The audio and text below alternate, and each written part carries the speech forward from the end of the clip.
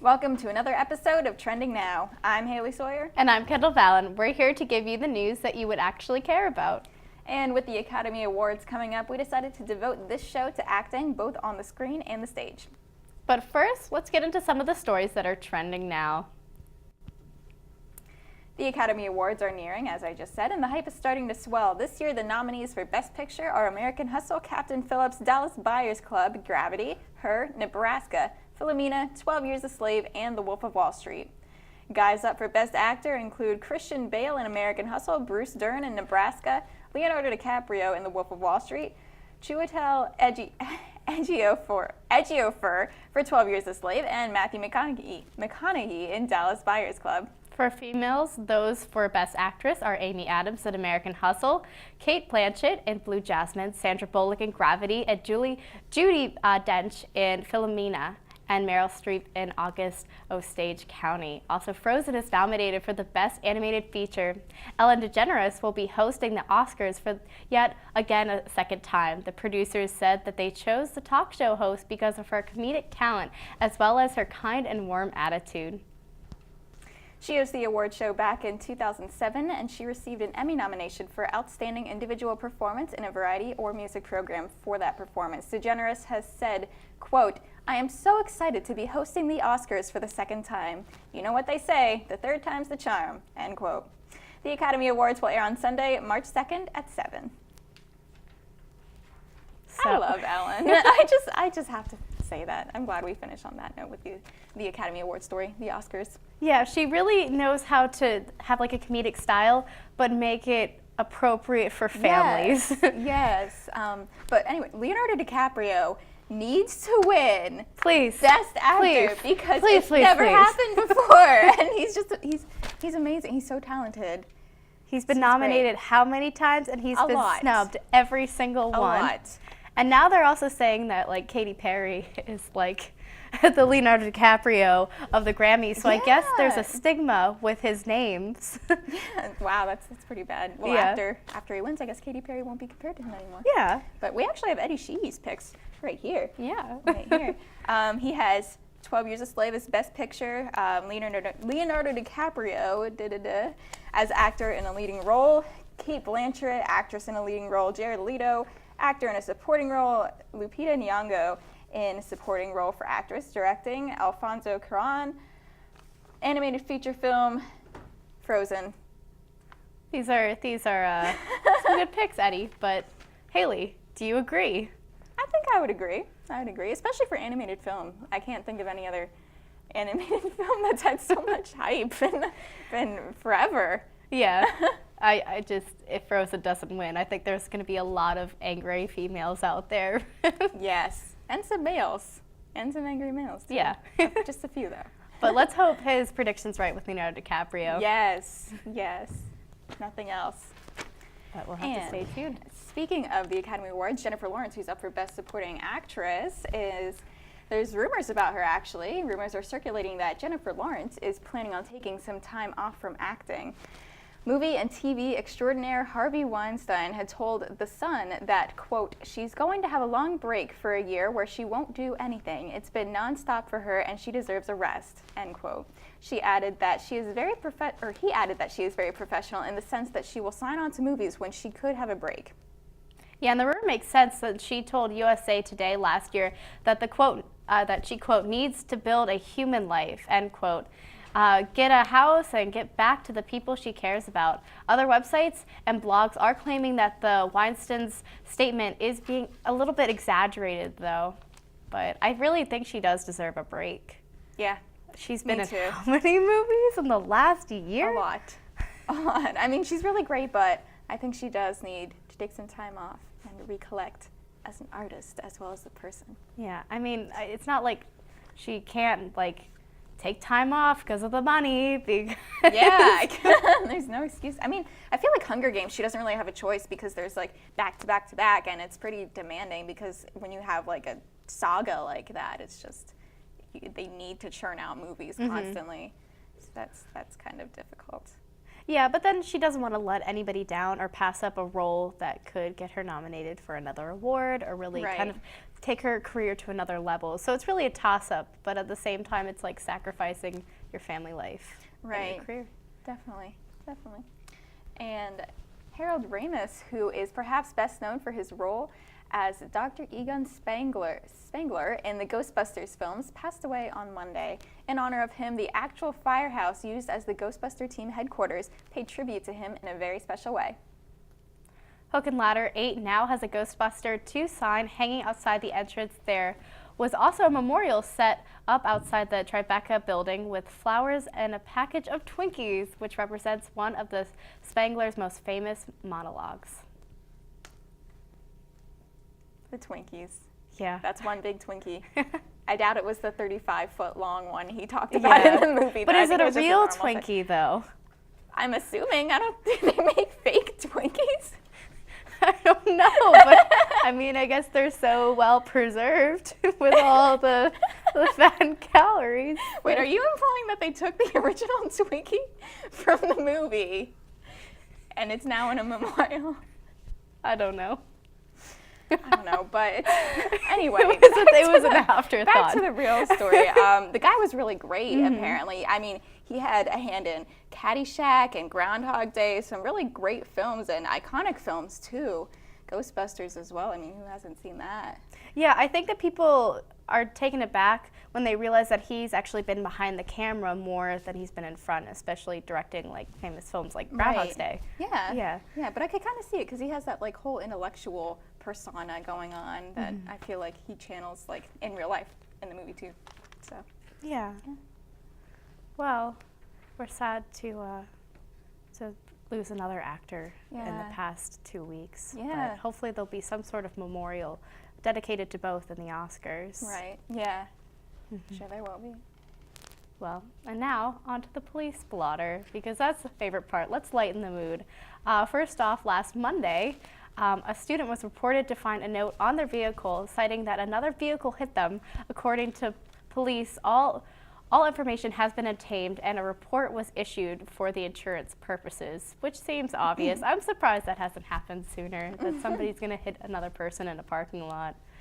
But I mean, if we had a parking garage, that would never happen. right? We need the parking garage. RMU staff watching this, anybody in charge, get us a parking garage. Also, on last Monday, a student started a fight with the officers in the Berry Center over parking citations. The student had to be removed from the building and was cited for disorderly conduct. And finally, the most puzzling story of them all. A car collided into the Revere Center last Saturday. The accident was reported around 11:30 a.m. and crews rushed to the scene. They're still looking into the case. I'm sure we'll report when we find more information next week. Check RMU Century Media for more information on the story because that is updated more frequently. It is. And if you want to check out the damage for yourself, you can just walk over to the Revere Center. But after the break, Rachel Carey and Robert Kowalski will be in studio to talk about their most recent performance of Amadeus. But first, we like to pick the brains of RMU students to see what's trending now on campus.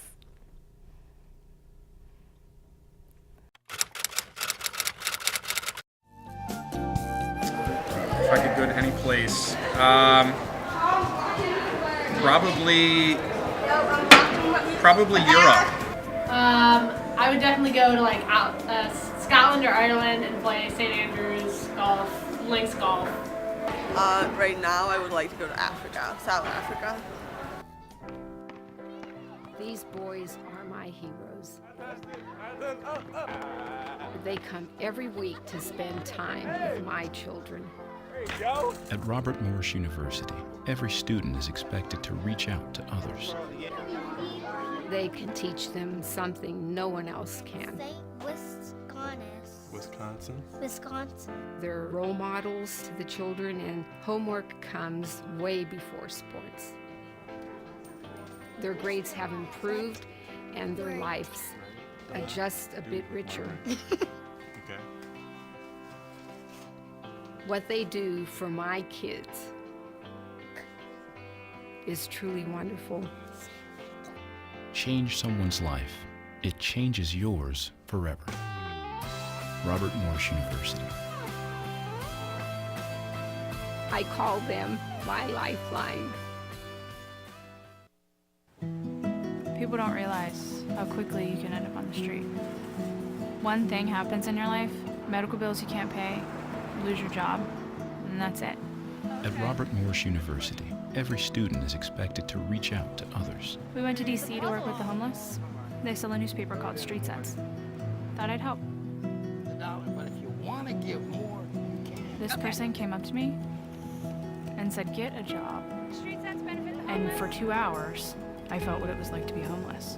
Good morning. $1 help on. Some of the other students said, how can we change this? And I said, sometimes you can't change the world, but you may be able to change one person's world. My dream, open a psych clinic for people on the street. Change someone's life. It changes yours forever. Robert Morris University. Welcome back. This past weekend, RMU Colonial Theater put on a production of Amadeus, and with us right now are two actors from the show, Robert and Rachel. Thanks for being with us tonight. Thanks. Now, before I get to questions about the play, tell me about your tattoos. Oh. Oh. These are from Business Week. Yeah, it's Business Week, and something about setting sail. Yeah, it's Cool. pirate They're themed, just so. pirate themed. Yeah. Neat. All right, plug there for business. All right, so tell me about Amadeus. What is the plot? Okay, Amadeus is about like when you first hear the name, you think of Amadeus. Okay, Mozart. Okay, something like that.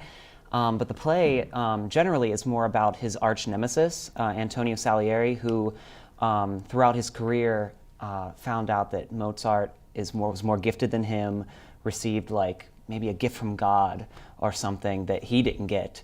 And it's all about how Salieri deals with this jealousy and what he's going to do to get back at Mozart, and then throughout the whole thing, get back at God. So.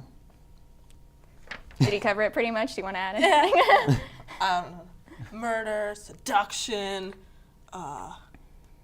fart jokes. Yeah. Everything you would want in a play. Right? So do you know why Amadeus was chosen over all the other plays that you could have done? We did kind of, our director Barbara Lefevre likes to do kind of like modules or almost or like themes, and this year she did Picasso and she did Amadeus, and the theme was pretty much like genius and art and like kind of the like neurosis that goes along with that almost. So Cool. So how long did it take to put the show together from beginning to end? a month. Yeah, it was a process of about 3 or 4 weeks. We started as soon as we got back from school. Actually, we were, all of us theater kids were at a festival for the first week of school, so we actually started the second week of this semester, and then the show just went up this week. So, Is that like a short amount of time? Because to me that seems like a really short amount of time to remember everything, get costumes, get the set. That's about a standard amount of time for the shows we do here. Yeah. Usually all 3 to 4 weeks. Awesome. So did you have auditions for your roles? Were you assigned? Yeah. Take me through that process a little bit. Auditions were a process of 2 days, and that happened at the end of last semester. Basically, you just go in, she gives you some like segments of the script, you read them, and whoever reads them best gets the part. yeah. It's really what we did, and this is what we usually do for plays, is do a cold reading, where it's the first time we've seen the text, and you look at it, and it comes down to who can look at the text upon seeing it, and what can you get from that without any direction whatsoever. She doesn't say do this or do this. She just gives you the script, and you go on stage and do what you should do. And whoever like naturally like I don't know, grabs a hold of that part, and who she feels can tackle that role is. And who works well together. It's Yeah, a lot of that there's a lot of too. chemistry involved as well. So it's not just like something you can practice at to get better at. It's more of an organic, you kind of feel the part. You can't, we knew what the show was going into it, so we both had read it beforehand. So, I mean, you can take it upon yourself and read the script beforehand, get more familiar with it, but yeah, it's a skill all its own, kind of. Interesting. So tell me about each of your parts. I guess we'll start with Rachel since you're closest. Okay. I played Constanza, Mozart. I played Mozart's wife.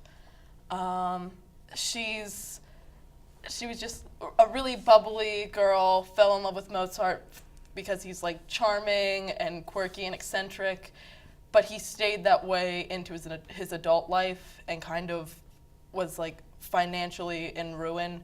and back then ladies couldn't do anything, so it kind of turned from like a very bright, happy picture of a relationship to a really downcast, dismal one. And yours? I played Antonio Salieri, and how the story goes is the entire play is told as a flashback. So I started off the play as an old man, and I'm telling the audience and I'm addressing them and I'm saying, okay, here's my story, and it's all about what I did to Mozart, and I'm trying to justify my actions. The whole time I'm saying, look what I did, but look what God did. Look what Mozart did. He was worse. And I'm trying to justify myself before I do my final act, which is ultimately trying to take my own life, in which I'm ultimately unsuccessful, and in the end, I'm just a crazy old man. All right, final thoughts on the play, 3 words. Why should you see the play? Why should you have seen the play, I guess I should say. Gosh. Just because it's fun and eccentric, full of life, and downcastness. The play itself is a melodrama, so all the emotions are like bumped up another level. So when you're there, when something's funny, it's over the top. When something's sad, you're gonna cry. Everything was over the top, and it's something that went from moment to moment to moment so quickly that it just kept your attention. All right, well, sounds like it was a great experience, and thank you for being here with me tonight for this great experience. And after the break, Eddie Sheehy tells us how you can act just like your favorite actor. But first, what actor or actress would play you in a movie?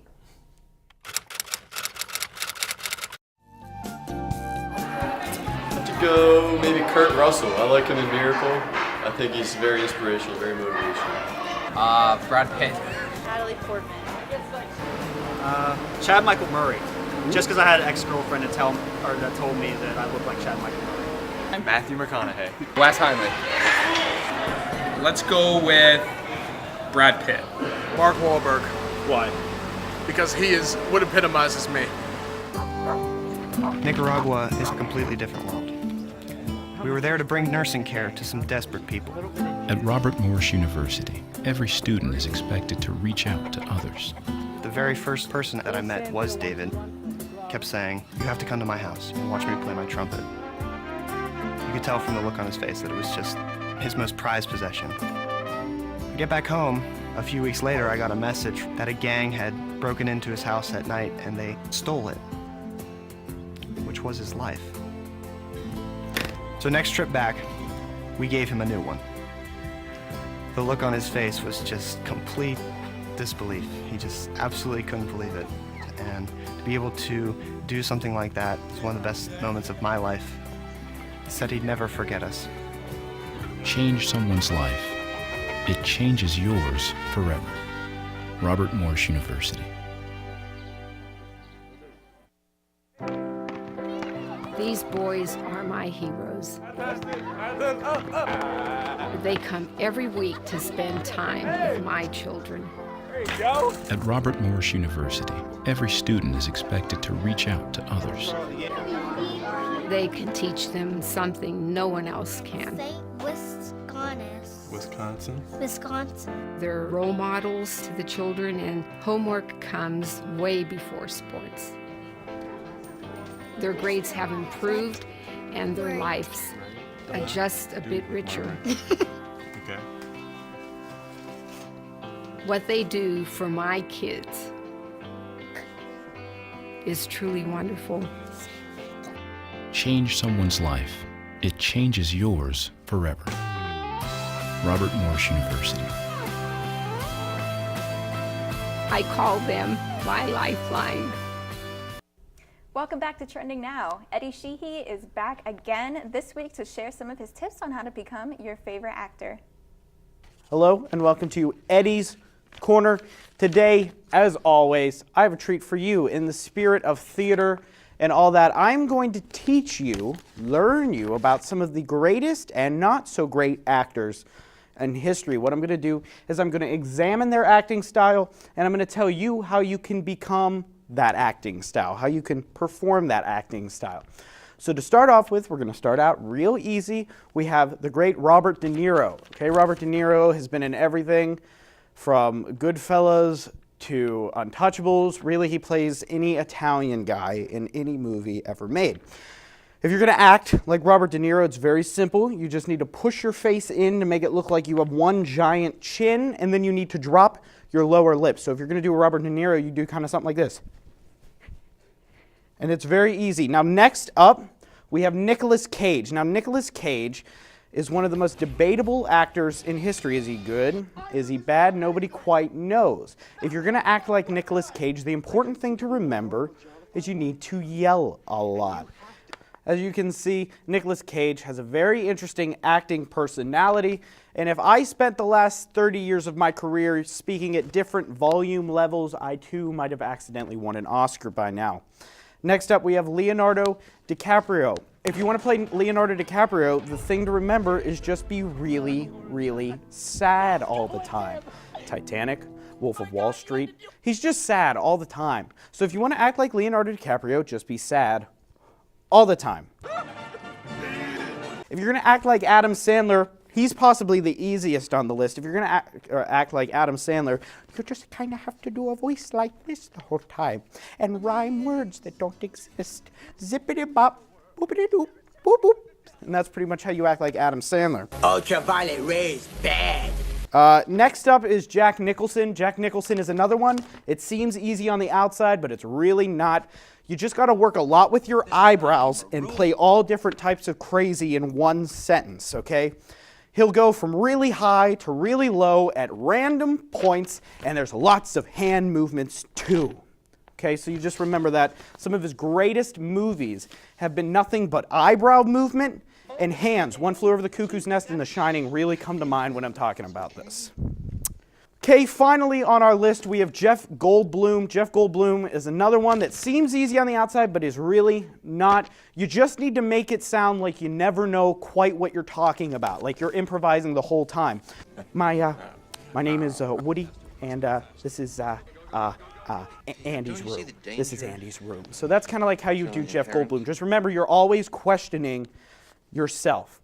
For heaven's sakes, and go outside. As you can see, most actors, while they seem great and diverse and all different types of interesting, they're really not. They can be pinpointed down to one particular thing. So if you want to make it big in Hollywood and you want to make it big as an actor, you just got to remember, pick one crazy trait about yourself and then just go with it through your next 36 movies.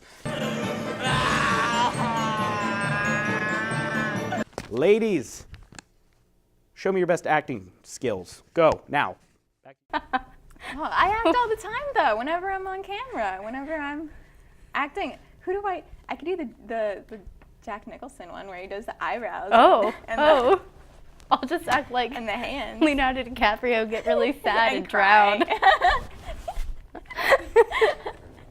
He's probably so sad all the time because he's never won Best Actor. There we go. That's what he said. It all makes sense now.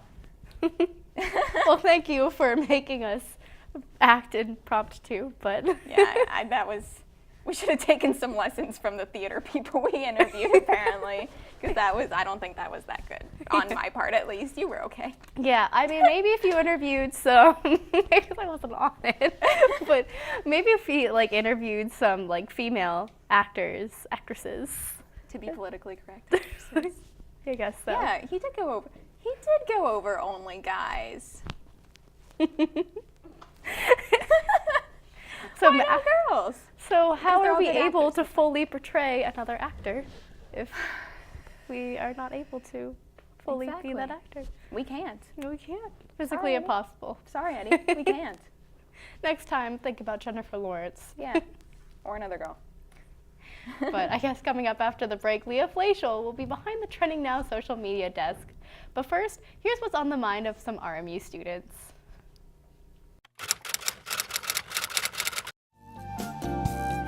Favorite thing about myself, confidence. My creativity. I don't know. I like being athletic. I think I take pride in being athletic. I like the fact that no matter what's going on, I have my friends and they can confide in me. They can talk about anything like that. I like to think I'm pretty kind and caring to everybody. Pretty motivated. I'm handsome. Nicaragua is a completely different world. We were there to bring nursing care to some desperate people. At Robert Morris University, every student is expected to reach out to others. The very first person that I met was David. Kept saying, you have to come to my house and watch me play my trumpet. You could tell from the look on his face that it was just his most prized possession. I get back home, a few weeks later I got a message that a gang had broken into his house at night and they stole it, which was his life. So next trip back, we gave him a new one. The look on his face was just complete disbelief. He just absolutely couldn't believe it. And to be able to do something like that is one of the best moments of my life. He said he'd never forget us. Change someone's life. It changes yours forever. Robert Morris University. These boys are my heroes. They come every week to spend time with my children. At Robert Morris University, every student is expected to reach out to others. They can teach them something no one else can. Wisconsin. They're role models to the children, and homework comes way before sports. Their grades have improved, and their lives are just a bit richer. Okay. What they do for my kids is truly wonderful. Change someone's life. It changes yours forever. Robert Morris University. I call them my lifeline. Hey everyone, and welcome back to What's Trending on Trending Now. In this segment, I'll be updating you on what's been trending in the social media world over the past week. Now, the Olympics may have ended, but they have had their fair share of gold medal-worthy social media moments. If you ask most people what the most important sports of the Winter Olympics are, you wouldn't expect to hear hockey on that list.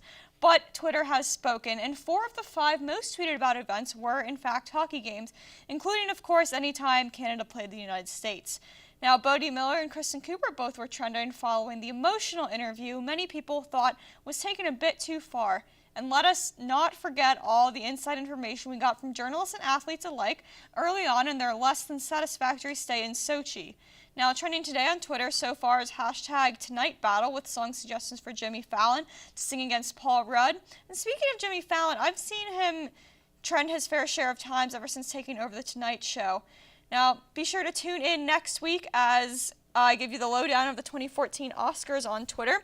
We're just going to take a quick look at what's trending right now because, well, I would, except we have an internal server error. So Haley and Kendall are going to come on and talk with me because we are the experts on what's trending now since we do this show. Of course. Internal service error. Internal. How are we going to know what's trending? I think it's because of all the emails yesterday.